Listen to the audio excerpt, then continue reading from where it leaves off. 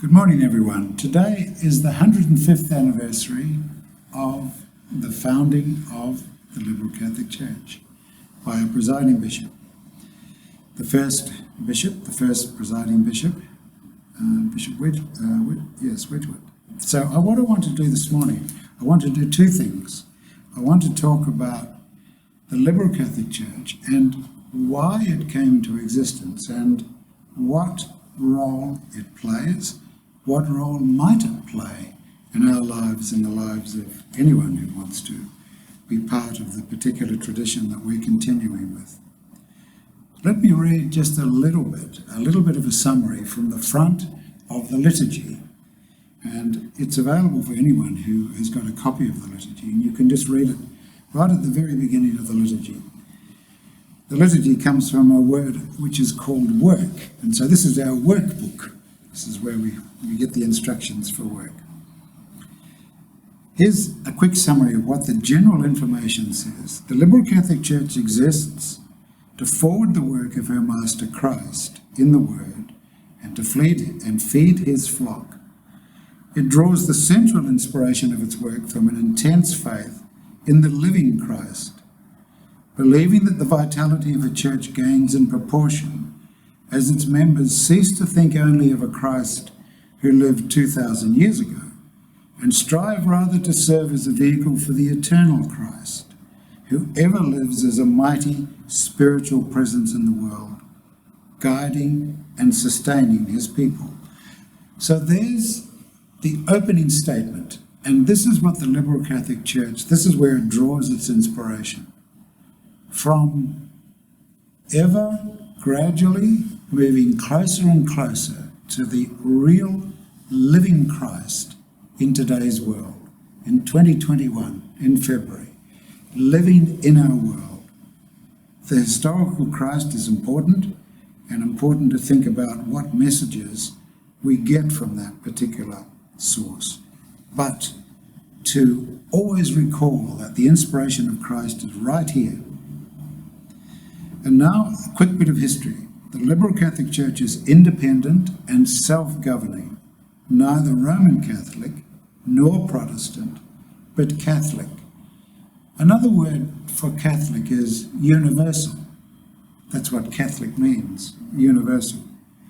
It traces its episcopal succession to the old Catholic Church of Holland and came into the existence as a result of the complete reorganisation of the old Catholic movement in Great Britain. It aims at combining the traditional sacramental form of worship, which is what we celebrate here this morning, with its stately ritual, its deep mysticism, and abiding witness to the reality of sacramental grace. These are the blessings we receive. With the widest measure of intellectual liberty and respect for individual conscience. The Liberal Catholic Church regards the mind as one of the great avenues of spiritual understanding. It encourages amongst everyone the freest investigation of scientific and philosophical thought. Everyone is welcome to receive the sacraments as long as they approach with a reverent heart and sincerity. People should progress at their own speed and not necessarily leave their original church. So people are very welcome to attend the Liberal Catholic Church while maintaining their own interests in whatever other organisations they come from. The Liberal Catholic Church is a living Christian church, which maintains that the form of religion should keep pace with human spiritual growth and enlightenment. That's our spiritual growth and enlightenment. But it also holds that the church has handed down a very precious heritage from Christ himself. And we celebrate one aspect of that heritage this morning with the Eucharist. The stately ritual and the deep truths that come through taking part in such a thing. So, what has this got to do with all the excitement of the 21st century? What has this got to do with Xboxes and Netflix and electric cars and nuclear power and all that good stuff? Well, that's the material side of life. And the Liberal Catholic Church links its understanding and knowledge and brings from what is called the ancient wisdom a new, open, broad picture on all those things, all those exciting, interesting things in the material world. But it adds something which is very vital and very important, and that is the broad view that this material world is not the whole story. There is much more information behind it. And so the Liberal Catholic Church has many teachings which are available to people who have an interest, an open mind, and a desire to pursue a path of spiritual development and understanding. And really, really important, every day live a richer and richer life. This is very important. This is very important for people who are on a spiritual path. It's important that they always try to look for opportunities to see, how is this enriching my life? This is where the energy to go on comes from. Today is a remembrance of the Holy Spirit, the fire of love. And Kathy read this piece which is very, very popular at weddings. Very popular at weddings, about, unless I've got love, all the wonderful things I do, I think I can invent a new Netflix, I can have a new Xbox, I can have an even shinier car than last year. Without love, poof, all gone.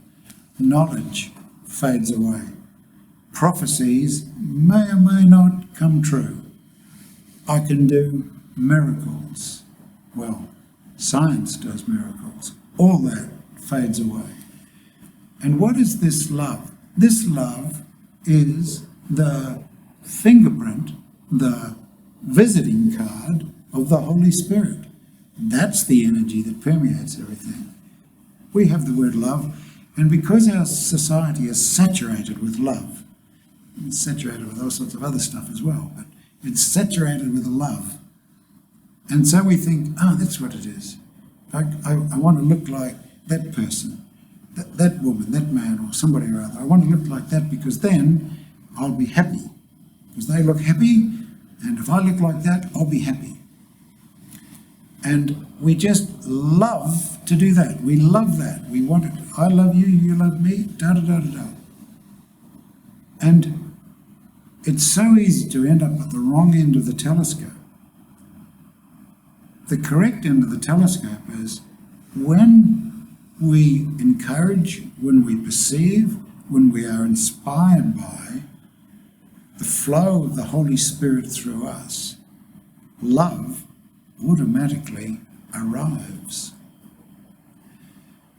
One of the reasons, there's many reasons, but one of the reasons why we have the wedding service as one of the sacraments that we offer is that the union between the two people, a man and a woman, is blessed by the Christ. The union is blessed by the Christ. That is, the union of the two people can achieve more together than they can separately under those circumstances. That's what this blessing is meant to encourage. It's meant to plant the seed of this happening. And at the same time, the Spirit of the Holy Spirit is released. That's the love. Now, weddings are great. I love doing weddings. I love to see the enthusiasm and all the affection that you see. But we all know that the world is corrosive, and we all know that it's so easy for this love to be dissipated, particularly if it's founded on the wrong foundation. The correct foundation is encourage the flow of the Holy Spirit, and love comes with that particular energy. That's the good news. That's the right end of the telescope. So, the 105th anniversary of this church, and one of the things that I'll just leave you a quick thought. During this COVID times, there's been a really, really sad spike in mental problems among young people.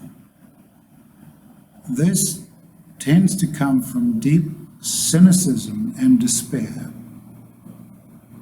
This is one of the hallmarks of believing that materialism will deliver all the wonderful things that the advertising says it's going to do.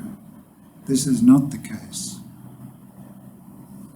What we need to do is to encourage with our young people this broader view, this enriched view, this richer view that is much more to life than material things. This is one of many things that the tradition and the teachings that the liberal Catholic Church preserves can contribute to this particular issue.